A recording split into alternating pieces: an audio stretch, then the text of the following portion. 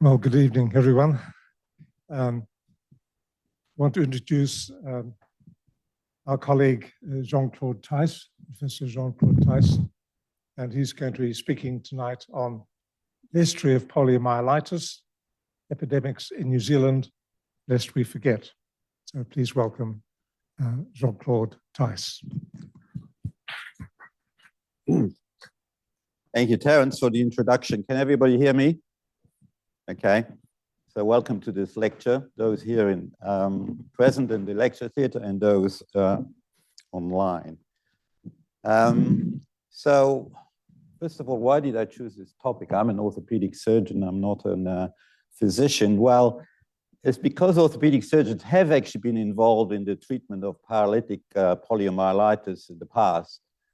And although no fresh cases have been reported in New Zealand since 1962, there are approximately 5,000 to 8,000 polio survivors from the 1950s who require ongoing musculoskeletal care, including orthopedic surgery.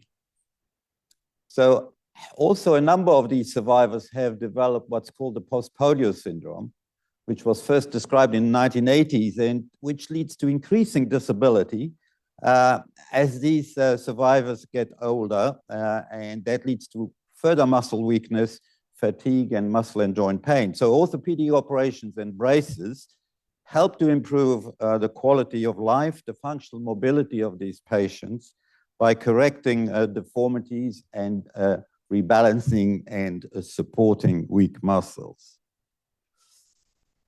Now, polio was a frightening disease which struck randomly in the community and sparing no socioeconomic class, and affected mainly children under the age of 5. And hence the name infantile paralysis is another name for poliomyelitis. Now, the slide on the left there is, it's the March of the Dimes was founded in the US by Franklin Roosevelt in 1938 to raise funds for polio research and to look after the children who were paralyzed. And actually Roosevelt himself apparently had a paralytic illness in 1921, and he was diagnosed with polio, but later on this was questioned in the context of modern medical science. But here he is, you can see him, here's Roosevelt in the wheelchair with his dog and a little girl, which is not affected by poliomyelitis. Polio was a potentially deadly disease in case the respiratory muscles were affected by the virus, and this led to respiratory failure and death before the advent of the iron lung. So here's the outline of my talk. I will go through this gradually. I talk a little bit, what is poliomyelitis? How do patients present? What's the history of the virus identification? Because initially didn't know what caused poliomyelitis. Touch a bit of treatment prior to vaccination. The history of the iron lung is quite interesting, and I hope you will enjoy that. A bit about the vaccine development, how it came to the vaccines, and then New Zealand epidemics, I will focus on those. A little bit about the post-polio syndrome, and then the current situation in New Zealand and worldwide. Now, first of all, the term poliomyelitis, what does it mean? Like a lot of medical terms, it comes from the Greek. And polios actually means gray, and myelitis means spinal cord, and itis is inflammation. So it's basically an inflammation of the gray matter of the spinal cord. That's basically the name describes the pathology. So what is poliomyelitis? It's an infectious, of course, and highly contagious disease caused by the polio virus. And it affects children mainly under the age of 5, as I've already said. it was known before the 20th century by its muscle wasting and paralyzing effect, as shown on this Egyptian bas-relief from 3,500 years ago. You can see this person represented there has got a withered leg, muscle wasting in the thigh, leg, and the foot drop, and it looks like the leg is short. So this person likely had poliomyelitis, but there is very little described until the epidemics occurred, mainly in the first half of the 20th century. Here's a slide of children affected by poliomyelitis. You can see them there with their crutches. They have withered legs, very wasted. The girl on the right-hand side has very thin legs. They got calipers, crutches, and this was very common at the time of the epidemics, those who were left with paralysis following the infection. Polio infection, how do you actually get infected by the polio virus? And what are the symptoms? I mean, how does it present? Now, the polio virus is transmitted from person to person contact, mainly by the faeco-oral route, but via contaminated water and food sometimes. And then it enters the intestinal cavity where it multiplies in the mucosa, and from there it can reach the nervous system and cause paralysis. The incubation period is about 7 to 14 days. So for the first 7 to 14 days, the virus is present, but not apparent. And it's present in the throat and the stool for 7 to 10 days before and after the onset of symptoms. And the virus can be eliminated through the stool for 3 to 6 weeks. Now, normally the disease starts like a normal flu-like syndrome, but interestingly, the majority of cases are actually asymptomatic. So the person even doesn't know that they have contracted polio. And in the majority of cases, in 95%, there is no progression of the disease, and only 1% lead to acute paralysis of the lower limbs mainly. But any muscle can be affected, including the respiratory muscles. Here's a diagram which outlines how the virus gets into the body and comes out of the body. So it enters through the mouth, as you can see there. Then it multiplies in the mucosa, the lining of the pharynx at the back of the throat and the intestines. And then it reaches the lymph nodes where it continues to multiply before entering the bloodstream.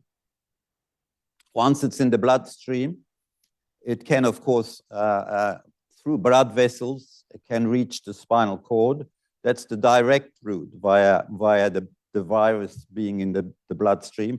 But there's an indirect route as well, where from the muscles, the end plates where the nerves are plugged into the muscle, it can reach the spinal cord retrogradely, indirectly, migrating along the peripheral nerve. And the virus, of course, leaves the body via the feces. Now, if we talk about acute poliomyelitis, so those cases sort of, you don't see them anymore, perhaps in some countries. I was working in the 1970s in Africa, and I saw some acute polio cases. But now it's rare to see acute cases. What we see here in New Zealand is mainly post-polio syndrome, but acute cases haven't been present in New Zealand since the 1960s. So there are four clinical types. So it can be asymptomatic, as I already said. It can be abortive. Most cases are non-paralytic, and then the paralytic cases, which are very rare. So in the asymptomatic ones, the disease is inapparent, but they keep shedding. They're shedding the virus, and also they will develop their immunity. Abortive polio is a mild flu-like disease leading to symptoms lasting for 2 or 3 days, so very short. Non-paralytic polio is more severe and lasts longer and is associated with muscle pain and stiffness, as well as of severe headaches, a little bit resembling a little bit viral meningitis. The paralytic polio leads to intense pain in the arms and legs, stiffness, as well as severe headaches, and muscle weakness progressing to limb paralysis. The sensation remains intact because it's only the anterior motor neurons of the spinal cord which are affected, not the sensory nerve cells. Paralytic polio is further classified, as you can see here, in spinal polio, which affects the arms and legs, or in bulbar polio, when it affects the brain stem. That means that can lead to paralysis of the cranial nerves and difficulties with breathing and swallowing. You can, of course, have bulbar, spinal, both affected. And paralysis can be permanent, or there can be significant gradual recovery within the first 6 months, sometimes up to 2 years. Now, what are the symptoms of acute polio? Already I said it's a flu-like disease: fever, sore throat, mild headache, malaise, nausea, vomiting, abdominal pain. And the severe cases, they show a more severe flu-like disease and complaints pointing to a neurological or meningitis type illness with more severe muscle pain, stiffness, weakness, paralysis, muscle wasting over time, and can lead to breathing difficulties in bulbar polio. Now, this chronic polio illness, and that's where the orthopedic surgeon's input comes in. So these people who have end up with paralysis of their muscles will face a lifetime of physical disability, and this affects their quality of life. Now, some of them, their muscles in the limbs are so weak that they can't walk at all, not even with crutches, so they end up in a wheelchair, or they need crutches and splints, calipers to allow them to walk. And the post-polio syndrome can come on top of this, and that further affects the functional ability as they get older. But the orthopedic and neurological input can minimize the effect of established paralysis, and I will show that later on. This is an amazing polio survival story, and I'm not sure whether you read that. I think it was in the paper in 2024. This guy here, an American guy from Texas, I think he was, Paul Alexander. He is the oldest iron lung survivor. He contracted polio in 1952 and was in an iron lung until he died in 2024. So he spent 72 years in an iron lung. Now, being in an iron lung, you're not there full time, sort of, and I will come back to that in a moment. So he was not inside the lung 24 hours a day. But despite this, I mean, he was able to go to school, and he even completed a law degree. So this is a great human achievement indeed. Now, the polio virus.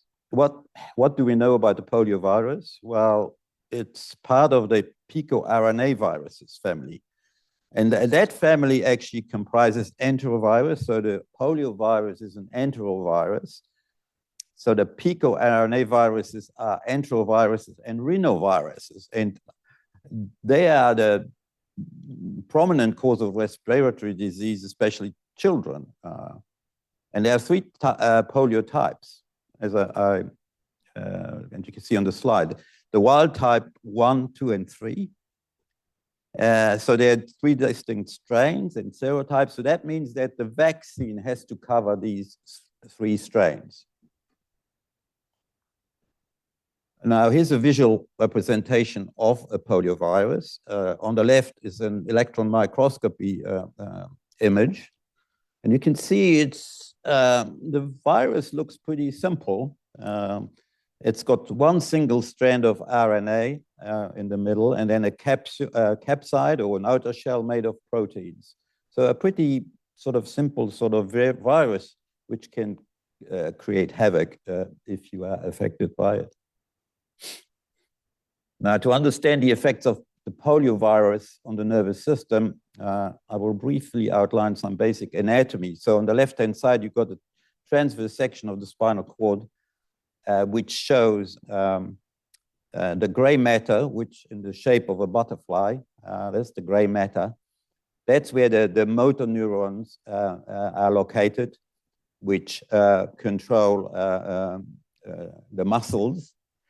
And the rest of the transverse section is the white matter, which are the sensory fibers which transmit pain and sensory information to the brain.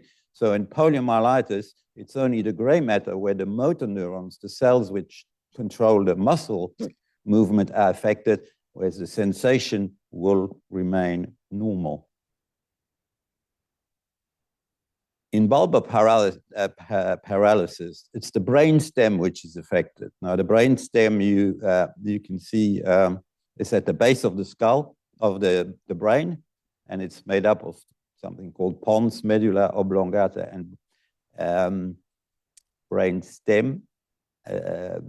And that part of the brain controls the respiratory and muscles and the pharyngeal muscles, and also vital functions, including the breathing. So if the brainstem is affected, you're likely to develop a respiratory failure. All right, so next I'm going to go to the history of the virus identification. How did it happen? And this is interesting because it took scientists 150 years to come up with the answer, to discover that there was actually a virus. And prior to its discovery, there were so many beliefs circulating, and people was, there was even one belief that it was sort of caused by ice cream, because the infections mainly happened in summer. But there were other stories circulating. Now, this man here, Michael Underwood, he was an English physician, and he worked in London in the Lying-in Hospital. Funny name for a hospital, but apparently it still stands in London, or it still exists. The Lying-in Hospital, that's where he worked. He was a fellow of the Royal College of Physicians, and he was the first to describe of what was likely poliomyelitis in his textbook, Treatise on the Diseases of the Children. So he described a paralyzing condition affecting the children, which, whether it was poliomyelitis or not, is difficult to know. Polio was also known as the Heine-Medin disease, named after an orthopedic surgeon here. On the left here, Jakob Heine. These two people just published the first medical report. And in the center there, you can see drawings by this orthopedic surgeon, by Heine, where he'd drawn the deformities he observed in the children, the wasting, the deformities of the joints, etc. So that's his drawing. And Medin was a Swedish pediatrician. And both of them, they were the first to describe the epidemic character of poliomyelitis, or infantile paralysis. Now, the next step in the identification of the cause of poliomyelitis came from Vienna in Austria. And Karl Landsteiner is the person who developed the ABO blood groups, for which he got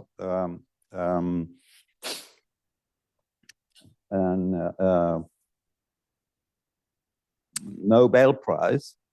And he and his team, they were the first to experimentally reproduce the disease in monkeys. And they demonstrate that the organism causing poliomyelitis was not a bacteria, because they filtered, they must have filtered the serum through some filters with pores of 0.22 to 0.45 micrometers. And this organism they identified was small enough to pass through the filters. Those filters normally would retain standard bacteria. So they concluded there was not a bacteria. It was a filterable organism, as they called it. Now, these American scientists were the first to grow the poliovirus in cell culture in 1948. So there were three of them, John Enders, Thomas Weller, and Frederick Robbins from the Harvard Medical School in Boston. And they managed to grow the virus in a non-nervous cell culture of human embryonic skin and muscle. Now, this was a game-changing step in the development of the vaccine, and they got the Nobel Prize in 1954 for their discovery. Okay, now we know that poliomyelitis is caused by a virus, has been identified. Now, what about the treatment of poliomyelitis? Well, I'm talking first about what happened before the advent of the vaccines. So prior to the advent of polio vaccines in the 1950s and 60s, what was the treatment? Well, there was very little. However, there were two aspects to the treatment, that the treatment of the individual, and then, of course, the public health issue. For the individual affected, care was mainly supportive. Now, in those days, if there was a suspicion of polio, the child was admitted, and they were doing all sorts of tests to exclude other flu-like illnesses. And the identification of the polio virus in the stool sample was available since the late 1930s. Patients were isolated. There were contact precautions set in place. But the care consisted mainly of pain relief. And initially, it was felt that rest and immobilization was the best to treat those kids. And that was prior to the 1930s. But then it changed, and there was an Australian nurse called Elizabeth Kenny. She was a bush nurse working in Toowoomba near Brisbane, and she recommended active movement rather than rest or splinting to prevent further wasting of the muscles by not moving the limbs, and also osteoporosis by long-term immobilization. So she reckoned that physiotherapy and hydrotherapy was much better for the kids. There were some people who tried serum from recovered patients, but that was not very effective. Now, public health measures were introduced in the form of quarantine measures. The schools were closed.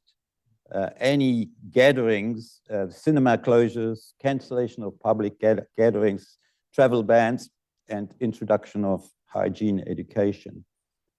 And polio became, and it still remains, a notifiable disease.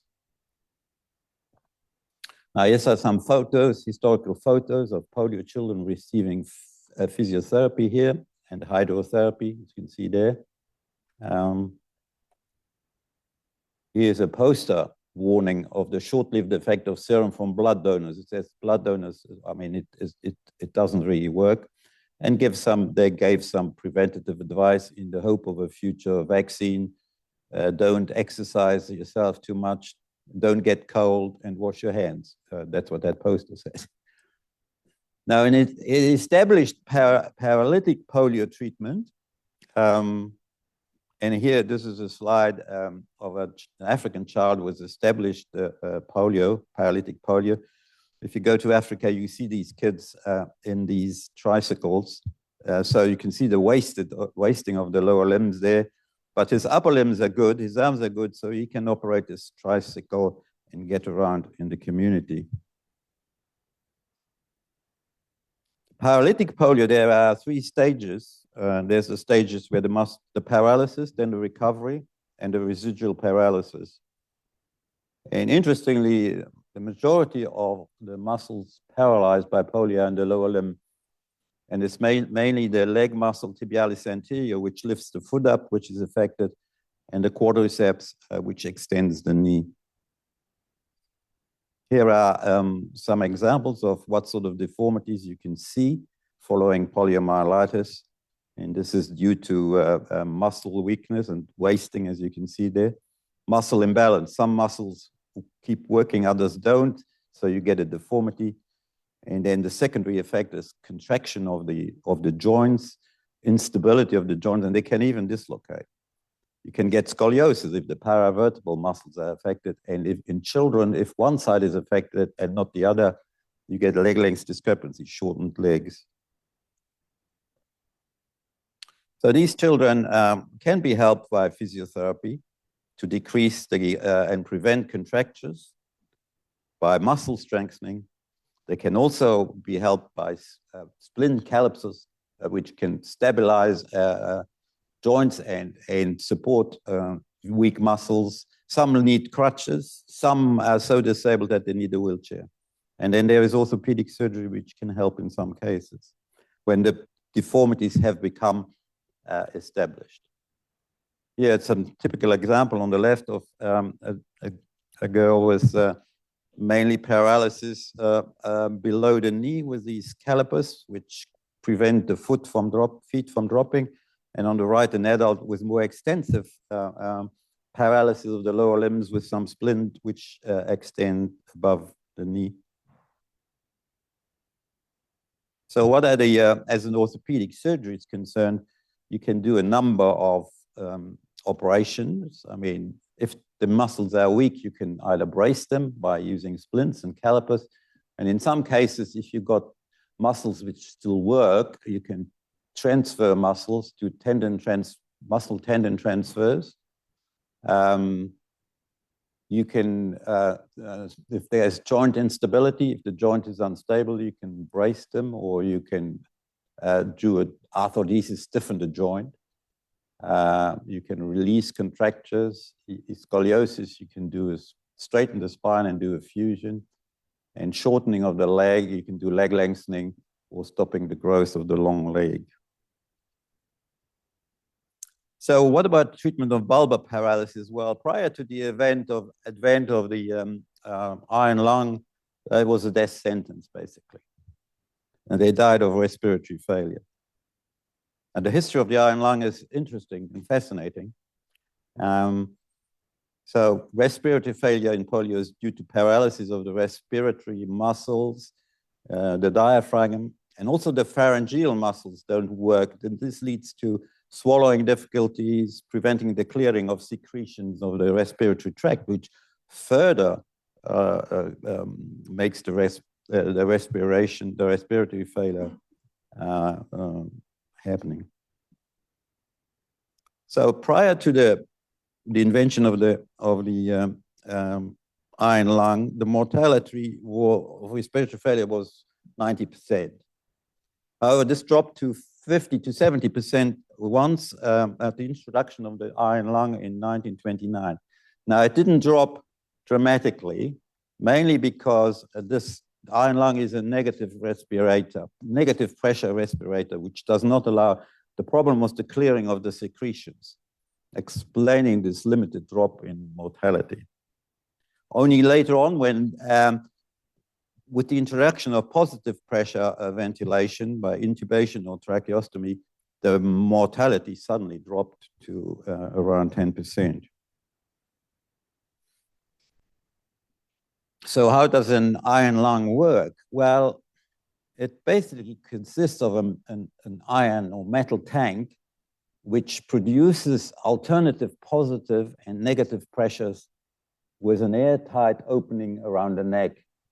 And the patient is completely enclosed except the neck, from the neck down, and the head sticks out. And a pump is attached to the tank, and that produces a pressure of up to 60 millimeters of mercury at a rate of 10 to 40 breaths per minute. You can adjust that. And this alternatively compresses and relaxes the chest wall and abdominal wall, allowing the inflation and the deflation of the lungs. Now, this lung was first commercially produced by an engineer and a physician in Boston. From 1949 onwards, positive pressure ventilation combined with tank ventilation was introduced, which saw a dramatic fall in mortality. So it was available from, iron lungs were available from 49 onwards. Here's some prototypes of these tank respirators. You can see, I mean, quite simple. Here's the one where the patient sits and there's a pump there, a hand pump, where you're pumping negative pressure. And sometimes this one here is just encloses the abdomen, and somebody sits there and has a foot pedal there to pump. This is the Rolls-Royce of the iron lung, showing the patient's head there outside the tank, the nurse, and a mirror to deflect the patient's view from the ceiling. Now, this is what the wards used to look like. I mean, it's mind-boggling. You can imagine, you know, this, looking after all these kids in these iron lungs. Must have been a challenge for the nurses and the doctors. Anyway. Now, what has an iron lung to do with Morris cars? Now, this gentleman here is William Morris from Oxford, and this is a Morris car. Now, iron lungs were in short supply, and they were very expensive, those made in the United States. So this chap, William Morris, who later was Lord Nuffield, he developed a cheaper version of the iron lung using automobile parts and assembled in the Morris factory. So he did quite a number. He was also a philanthropist and donated some of his iron lungs he produced to other Commonwealth countries, including New Zealand. Actually, the first one in Wellington was donated by William Morris. Amazing person. However, New Zealand also developed its own Kiwi iron lung built in Auckland in 1935 by brothers Fred and Bill Jacobs. And they used parts from large plant cow milking machine. And you can see Fred was the chief engineer at Auckland Hospital. So this is the one they developed. Now, you see this one, the Morris one was able to tilt, which was good for the secretion. So they could drain the secretion. So you could tilt the head down so the secretions were drained. I don't see this, I don't think it could do that with the Kiwi one there. But anyway, there you go. The history of polio vaccine development, that two types of vaccine. There's the Sabin vaccine, which is an oral polio virus. And there's the Salk one, which is the injectable one. I'm not sure the older generation here in the audience probably remember whether they had the oral one or the injectable one. I certainly had the oral one. Both, you had both, okay. So the oral one uses a weakened, attenuated strain of live poliovirus, okay? Whereas the other one, the injectable one, was based on the killed or inactivated virus. And so the oral had a small risk of vaccine-derived polio infection, where some of those attenuated polio viruses were shed, and in the community where there was a low immunization, they could mutate and then produce a vaccine-induced polio epidemic, which the other one, the injectable one, did not have that risk. Jonas Salk here, he was an American. He graduated from New York University and then worked in Pittsburgh, where in 1947 he developed his the killed virus vaccine, the injectable one. He tested vaccine on 1 million children, and the vaccine was first released in 1955. Whereas this guy here, Albert Sabin, he was born in Poland. He emigrated to the US in 1921. He was also a graduate of the New York University, but he developed the oral polio virus at the Cincinnati University. He tested it on himself and co-workers, and it was first made available in 1961. So the injectable one came first, and then the oral one after that, probably because they felt, well, if we could get an oral one, it would be much better for the children rather than having to stick needles in them or something like that. So here, the oral one was either delivered on a spoon, and I remember having the spoon, and I also remember it was delivered on a cube of sugar, because apparently it has the vaccine had a bitter taste, so it was sort of easier to administer on a sugar cube. Now, the New Zealand polio epidemics, this is a very good master thesis by Jean Ross, published by the University of Canterbury in 1993 on the history of poliomyelitis in New Zealand. And some of the information I used in my talk comes from this publication. So in New Zealand, there were a number of outbreaks over a period of 50 years, starting in 1914, just at the outbreak of World War I. There were slightly less than 10,000 cases were reported during that period, during 50 years, with a total of almost 800 deaths. And the last wild polio case in New Zealand was reported in 1977, and the last vaccine-induced case in 2002. Here's a photo of children being treated at Rotorua Hospital during the 1925 outbreak.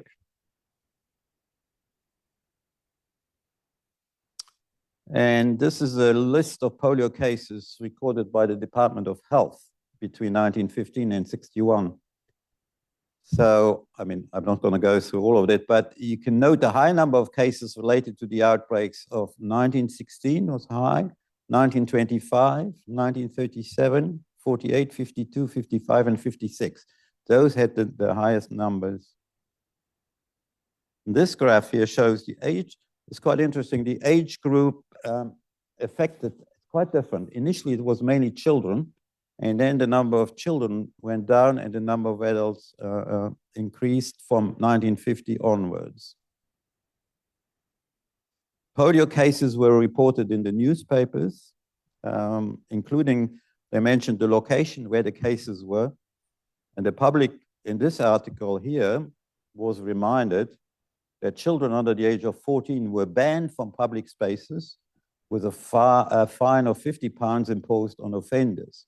So you can see here they were talking about some 3 cases admitted to Dunedin Hospital, and then there was a chap in Wedderburn was saying that there were cases in Central Otago, but the health authorities weren't aware of this. So they had these publications in the papers telling you where the cases were. Schools were closed during the major epidemics, and homeschooling was initiated. Now, this is I found this, this is a recollection of a polio sufferer from Dunedin, where she describes what it was like to live with paralytic polio. So she was admitted to Dunedin Hospital in 1949, and first had the appendix out. Probably she had sort of abdominal pain from polio and probably had, so they thought it was the appendix. Then she had measles, and she was in the isolation ward when she was diagnosed with polio, aged 5, and then ended up in the Kew convalescent home. And it's interesting, I mean, back home, her father sort of made her a gym so that she could work on her muscle, and it was also recommended that she had regular baths with heated salt water. So the parents used to fill milk cans with water from the sea and heated it up, and she could have a bath with heated salt beach water. She encountered quite a number of my previous colleagues, orthopedic surgeons, Walden Fitzgerald, Nesbitt, Aldred, John Mattison, and Chris Bergs.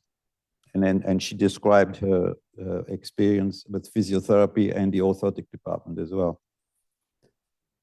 Now, there was a little bit of basic polio research in New Zealand, but it was short-lived. It was Charles Herkes of the Otago Medical School. He received a £2,000 grant from the government to do some research. He apparently attempted to establish an animal model using monkeys. There was even apparently there was a monkey house built on the roof of the medical school. I couldn't find a photo, but you can imagine the monkeys there on top of the medical school. But it was abandoned after 3 years. It wasn't successful. And I was wondering whether it was maybe because the monkeys didn't survive in the cold Dunedin weather. I don't know. Also, the New Zealand Crippled Children's Society was formed in 1935. This was also as a result of polio. And this was started by Alexander Gillies, who was an orthopedic surgeon in Wellington. And another chap called Charles Norwood, he was the New Zealand agent for Morris cars in Wellington. So there's the link with the Morris, William Morris in Oxford. And as I said, the first iron lung from Oxford was given to the Wellington Hospital. There were many benefactors who put money into the Crippled Children's Society, and I listed them there. Even Lord Nuffield, William Morris, he gave some money, and also the public gave £25,000, which was a lot of money in those days. Now, post-polio syndrome was first described in the 1980s, and it occurs in survivors of polio after 15 to 40 years after the original infection. And it leads to further progressive weakness, fatigue, and pain, but the cause remains unclear. Is it the aging and the degeneration of the residual nerve cells? Is it an inflammatory or an immune pathology? It's unclear. So what is the current situation in New Zealand and worldwide? Well, here is the 43rd WHO Emergency Committee meeting of polio in October 2025, which has shown that, has it been eradicated? Well, not quite. The cases, they have decreased, dramatically from an estimated 350,000 cases coming from 125 endemic countries has been reduced to only 2 countries. And the 2 countries where there is still where polio is endemic is Afghanistan and Pakistan. And they reported, I think, about 28 cases, 4 from Afghanistan and 24 from Pakistan in 2025. There is also ongoing vaccine-related reported cases, mainly in Africa, because some of these countries still use the oral virus. And here are those countries. So the red ones here in Africa is mainly vaccine-related polio cases, and the 2 countries here, they have endemic wild polio. They still report cases each year. So is New Zealand at risk of a future polio outbreak as a result of this? Yes, it can be imported from these 2 countries. And interestingly, this happened in Malawi in 2022. I was actually working there, and one kid from Pakistan developed paralytic polio. And then suddenly the government, the Minister of Health decided, oh, we have to vaccinate all the children because a lot of them weren't vaccinated. So if you travel to or from these countries can lead to polio cases. You can actually import polio cases. And this is an article published in the New Zealand Medical Journal pointing out this potential, though small risk. This was by Nigel, what was his name? Nigel, I can't remember his name. A local, I think a local pediatrician published this paper. So what about the state of vaccination here in New Zealand? Well, we have the New Zealand national immunization schedule, and this includes the polio vaccine. But unfortunately, the vaccination coverage is decreasing currently and sitting at 82%, and that is a problem. So as a result of this low vaccination rate and increasing international travel, there is a small risk of a new polio epidemic in New Zealand. So the vaccine is Infantrix Hexa, which has got 6 vaccines, including the polio, and it's given at 6 weeks, 3 months, 5 months, and a booster at 4 years. So the message is keep your vaccinations up to date, particularly if you travel to countries mentioned before. These are actually my polio vaccination certificate, which go back to the late 1950s. I still got them there, and I can trace back what sort of virus I was given, and it turns out it was the oral one. It is, however, reassuring that New Zealand has a national pediatric surveillance unit, and they record any possible polio cases, and this is based here at the University of Otago. It monitors other infectious diseases in children. And we also have a national polio outbreak and preparedness framework for New Zealand, which is online. The Ministry of Health has got that, and you can read. There's a huge big document. So in a way, we are monitoring the situation, and so far there hasn't been any other cases. So in conclusion, polio is still lurking around the world. It has certainly not been eradicated, not like smallpox. Smallpox is gone. But polio is a bizarre disease for the reasons listed here, you know. And although it's been eradicated here in New Zealand, the decreasing vaccination rate is worrying, currently at 82.9%. And it should be above 90% to get a herd immunity. The other issues here in New Zealand of polio is the post-polio syndrome, where polio survivors develop a further disability and need care to support them. So this is the summary of my research on this condition, which some of you remember. I certainly remember about it when I was a child and an adolescent. And so thank you very much for listening to me. And I hand it back to our chairman. Thank you. Thank you very much, Jean-Claude. That was wonderful. Just 2 questions. Yeah.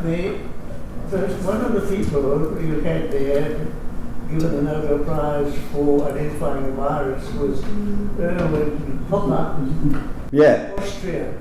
Is he any relation to the Karl Popper, who was a philosopher who worked in Christchurch and who distinguished himself in medical ethics and philosophy? And Karl Popper, a third one of the supposed family, who distinguished himself in liver disease. And the second question is, we were told when we were at school, and the school was not closed with the epidemic, this was the early 50s, but all sport was stopped. Is it true that exercise made you more susceptible to a paralytic variety? Well, answering your second question, yes, it was recommended not to exercise. And I don't know what the reason behind this is. I mean, obviously, exercise would put some stress on the muscles. Maybe they thought that by avoiding the stress on the muscles, that would prevent you from developing, from getting a paralytic sort of poliomyelitis. I don't know. The other one, the Popper question, I can't answer. I don't know. I didn't know that there was a gentleman like this who worked in, was he in Christchurch? He was in Christchurch. Okay, no, I didn't know that. But that's thanks for that comment. That's an interesting. I have to look that up. I don't know. With the post-polio syndrome syndrome, does that present similar to primary polio paralysis where? No, well, it's not like acute polio. It's just that they have established paralysis already. It's just that their muscles who are already weak get weaker, basically. But they don't have the other symptoms, the flu-like symptoms or something like that, okay? So at some stage, it was felt that, well, these people get older, so there might be other reasons why they develop this. They might develop arthritis. They might develop some other age-related conditions which are the reason why they're developing these symptoms. So it's not reactive? No, there's no virus. There's no virus involved. No, it's just they think that the motor cells, the nerve cells, which were affected and some of them recovered from poliomyelitis, that they have a decreased lifespan and they die off and lead to further weakness and worsening of the paralysis. Could you please tell us if you know where the photo of the iron lungs ward was taken? Thank you. No, it must be somewhere in the States, I think. It was certainly not in New Zealand. I think the Otago Alumni Association would love to have an iron lung, but we haven't got one in our collection. But I understand that. It's Oh, there is one. So why is it not displayed then, Chris? Barry, I can see that you're. Yeah, Jean-Claude, can I talk to that? There is not an iron lung, but there's a negative pressure ventilator on the 3rd floor of the children's pavilion, which was not used extensively, but we tried to get working probably about 20 years ago, but it's quite a complex affair, as you demonstrated. I just wanted to comment on the post polio syndrome. I've got a friend in his mid-80s who was really quite active in calipers and walking and very strong in his upper body in midlife. Very active brain, did some very important, useful things in the New Zealand health system.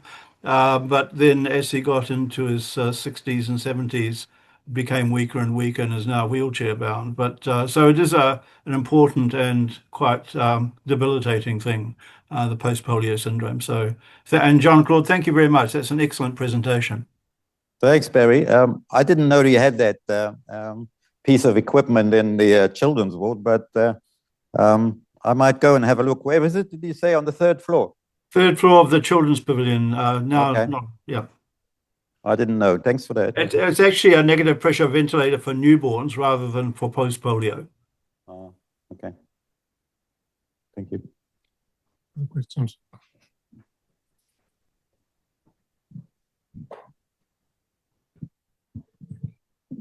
Thank you, Jean-Claude. Wonderful talk. I remember in the late 1980s, we had an epidemic of referrals for post-polio syndrome pain. It's only referrals, not cases. I think probably there was an awareness screw up through something published around about that time that meant we got flooded with some and then they seemed to disappear. Technical question though, has anybody come up with an idea, an explanation why anterior horn muscle neurons are attacked and not the dorsal horn sensory ones? Yeah, that's a good question.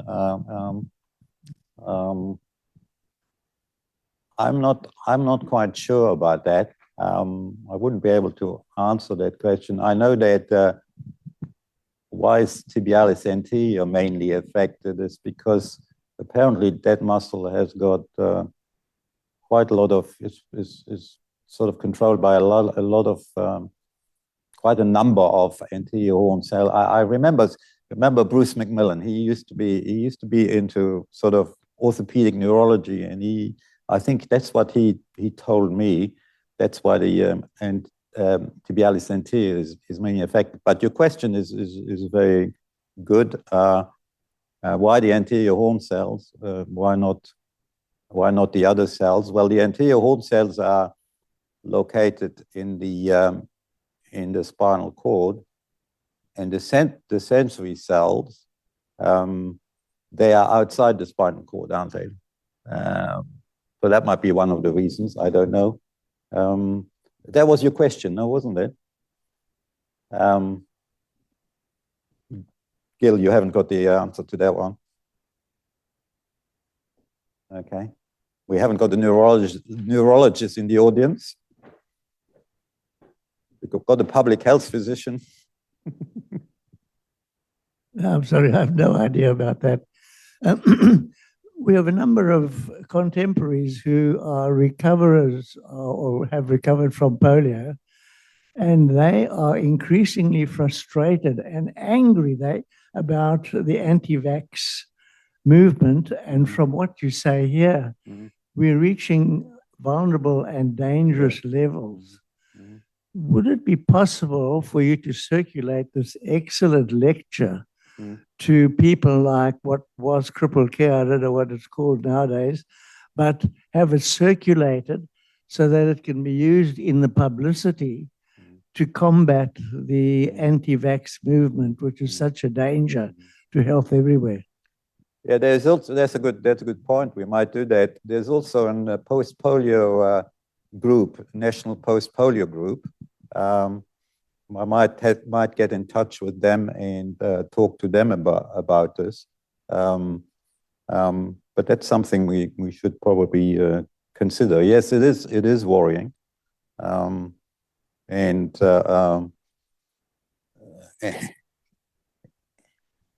But people don't think about polio anymore. That's sort of out of sight, out of mind. Thank you, Jean-Claude, for a marvelous presentation. Just a couple of reminiscences. When I was a medical student in Edinburgh in the 60s, there was a large polio outbreak in England, predominantly in Yorkshire, where I came from. And my parents wanted to come and visit me in the autumn break, but they couldn't get into a hotel, because if they gave their address as Hull, which was where the polio was, they wouldn't let them in. So they gave the address to my grandparents further away. We didn't get it. But that was when they introduced, in 61, 62, is when they introduced the oral polio vaccine. When the oral vaccine was introduced here, they realized sometime after it had been introduced that there was probably contamination of the virus from another monkey virus. And there was an inquiry that took place I forget when it was, I think it was probably the early 80s, which looked at whether the vaccine, whether they could be anticipating problems from the contaminated oral virus. That didn't suggest anything, but it's quite possible that some of the antibiotics might come up with the thing that the virus meant, but maybe other viruses that we couldn't detect in the virus that we're giving the vaccine.